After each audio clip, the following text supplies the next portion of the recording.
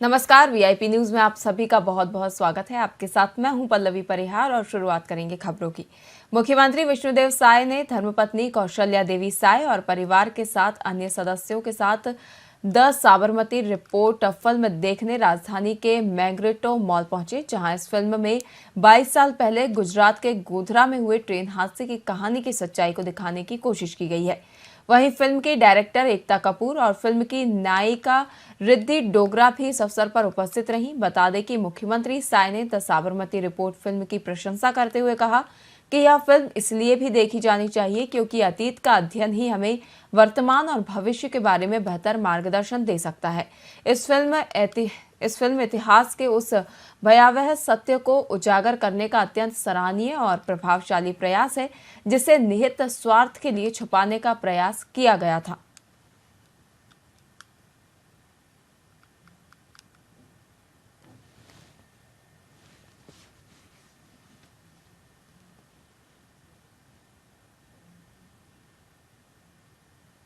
के ऊपर जो ब्लेम था, ब्लेम पूरा विभाग निकले इस पिक्चर में पूरे के सामने को साबित किया है। और आज सौभाग्य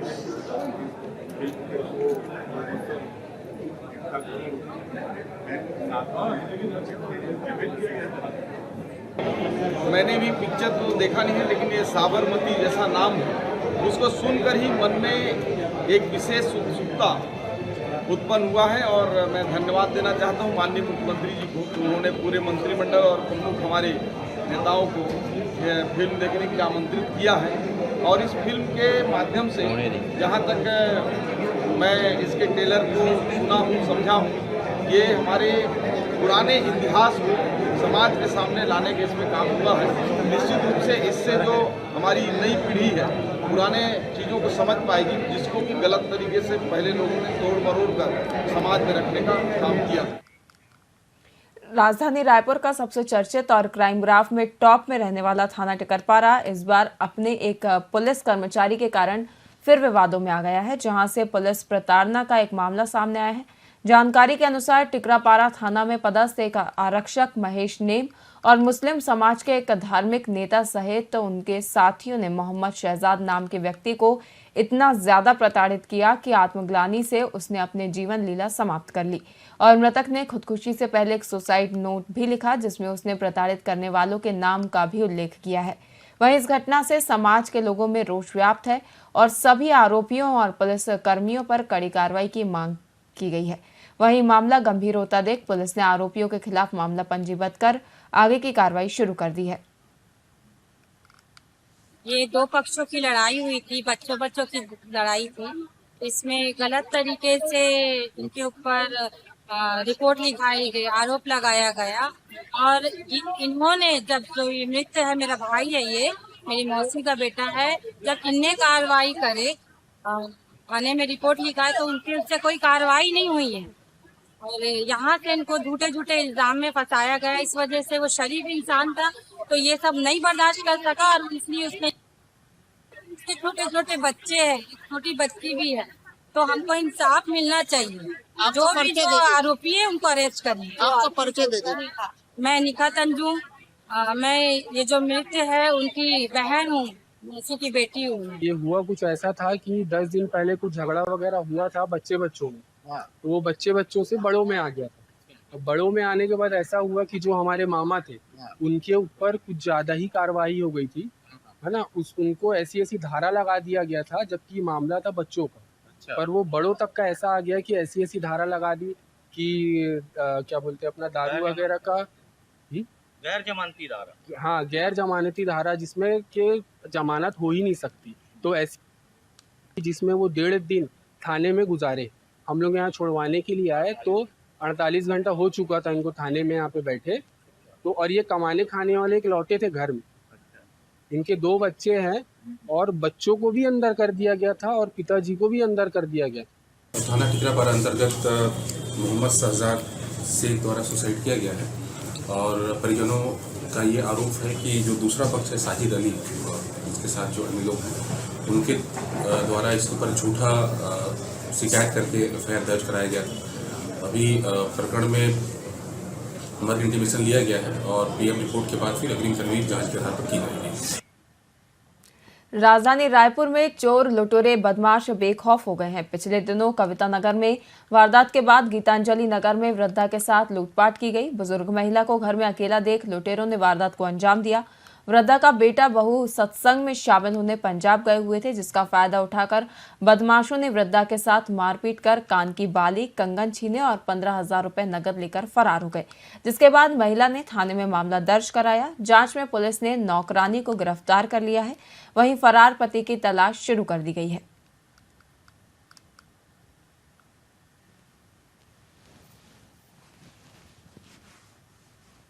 खमाड़ी थाने में एक लूट का मामला सामने आया है। थाना खमाड़ी अंतर्गत एक घटना हुई है जिसमें 82 वर्ष की महिला अपने घर में अकेली थी। उसके परिजन, घर वाले सब बाहर कहीं घूमने के लिए गए हुए थे। उसी दौरान उसके घर में एक काम वाली बाई रात को रहती थी और जैसे ही सुबह वो निकली 5 बजे के आसपास एक व्यक्ति आया और उसने महिला के कान की बालियाँ और कंगन और अन्य सोने चांदी के जेवरात और नगद ये लेकर फरार हो गया। इसमें मुकदमा दर्ज कर लिया गया था। लगातार पुलिस काम कर रही थी, सीसीटीवी कैमरे खंगाले गए, जिससे स्पष्ट हुआ कि जैसे ही महिला निकली वैसे ही एक पुरुष आया। इस आधार पर महिला को पकड़ा गया। उसे पूछताछ करने पर उसने बताया कि वो घर में रात रुकी थी, जब जा रही थी और उसने ही अपने पति को बुलाया था और उसने घटना को अंजाम दिया है। महिला को उसे पूछताछ की जा रही है।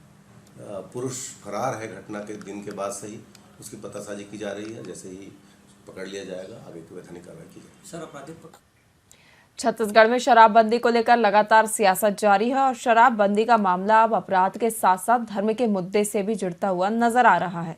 सत्ताधारी भाजपा और विपक्ष की कांग्रेस पार्टी शराबबंदी को लेकर लगातार एक दूसरे पर हमलावर हो रहे हैं। वहीं छत्तीसगढ़ के पूर्व खाद्य मंत्री अमरजीत भगत ने मीडिया से बातचीत करते हुए प्रदेश में शराबबंदी को लेकर सरकार के राम राज्य परिकल्पना पर सवाल खड़े कर दिए हैं। अमरजीत ने कहा कि राम राज्य की परिकल्पना ये नहीं कि राम राज्य की परिकल्पना ये है कि भयमुक्त शासन चले। शराब परोसने की व्यवस्था पर रोक लगनी चाहिए। अगर सरकार शराब परोसने लगेगी तो रोकेगा कौन? उन्होंने कहा कि राम राज्य की परिकल्पना को आगे बढ़ाने का काम धरातल पर करना चाहिए। जहां नशे का कारोबार बढ़ेगा तो अपराध भी बढ़ेंगे।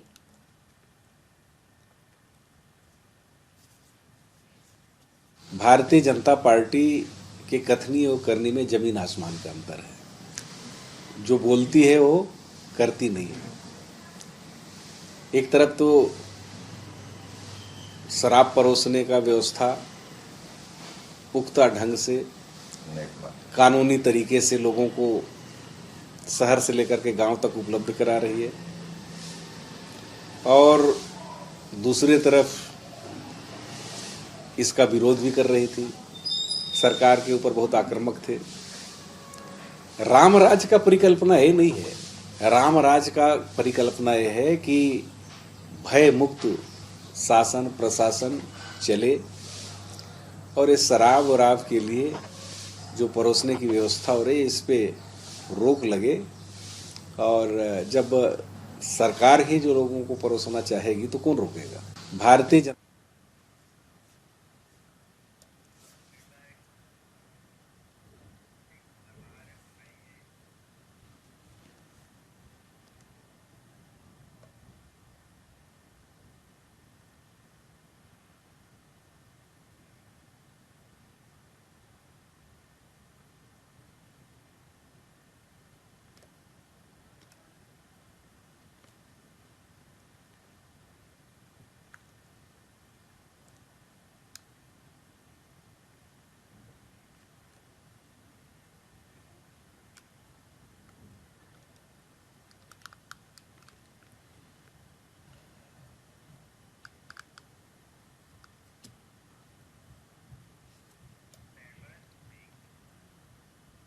छत्तीसगढ़ के पूर्व सीएम भूपेश बघेल कई मुद्दों को लेकर भाजपा सरकार पर हमलावर दिखे।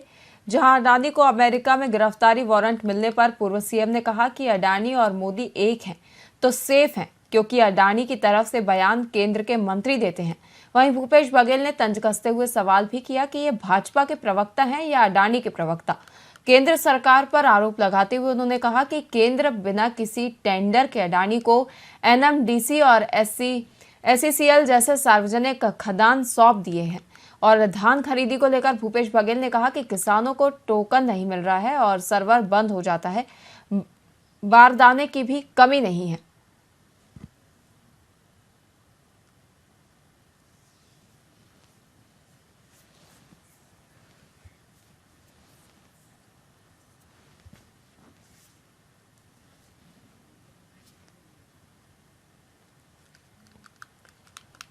आपको बता दें, अडानी की गिरफ्तारी को लेकर लगातार सियासत गर्माती जा रही है, जहां पर विपक्ष लगातार भाजपा सरकार पर हमलावर दिख रहा है। उसी कड़ी में छत्तीसगढ़ के पूर्व मुख्यमंत्री भूपेश बघेल भी भाजपा सरकार पर हमलावर दिखाई दिए, जहां उन्होंने कहा कि अडानी और मोदी एक है तो सेफ है, क्योंकि अडानी की तरफ से बयान केंद्र के मंत्री देते हैं। वहीं भूपेश बघेल ने तंज कसते हुए सवाल भी किया कि ये भाजपा के प्रवक्ता हैं या अडानी के प्रवक्ता। केंद्र सरकार पर आरोप लगाते हुए उन्होंने कहा कि केंद्र सरकार बिना किसी टेंडर के अडानी को एनएमडीसी और एसईसीएल जैसे सार्वजनिक खदान सौंप देती है। क्या उन्होंने 25,000 करोड़ की उगाही वहाँ यूएस में नहीं किया? क्या यहाँ सोलर प्लांट मतलब बिजली सप्लाई के लिए एग्रीमेंट नहीं हुआ? जब हुआ है, सारे तथ्य हैं, तो उसको बताएं ना गलत है कि सही है। और दूसरी बात यह है कि पूरे सरकार के मंत्री और भाजपा प्रवक्ता अडानी प्रवक्ता की तरह क्यों काम कर रहे हैं? तो भाजपा प्रवक्ता क्या अडानी प्रवक्ता है? ये पूरी सरकार ही अडानी प्रवक्ता बन गया। और अभी गर्मी फसल भी लेने के लिए मना कर रहे हैं। एक तरफ विष्णुदेव साय जी अपने ट्विटर में कहते हैं किसी भी किसान को गर्मी फसल में धान लेने के लिए कोई रोक नहीं है। दूसरी तरफ उसके आदेश का अवहेलना करते हुए विभिन्न जिला के कलेक्टर आदेश कर दिए हैं। गांव-गांव में मुनादी हो गया है कि आप गर्मी फसल का धान नहीं ले सकते, आप धान के फसल लेंगे तो आपको 50,000 रुपये फाइन। तो इस प्रकार के मुनादी गांव-गांव में हो रहे हैं। तो किसान, ये कुल मिला के किसान विरोधी सरकार है। खबरों में फिलहाल के लिए इतना ही। देखते रहिए VIP न्यूज़। नमस्कार।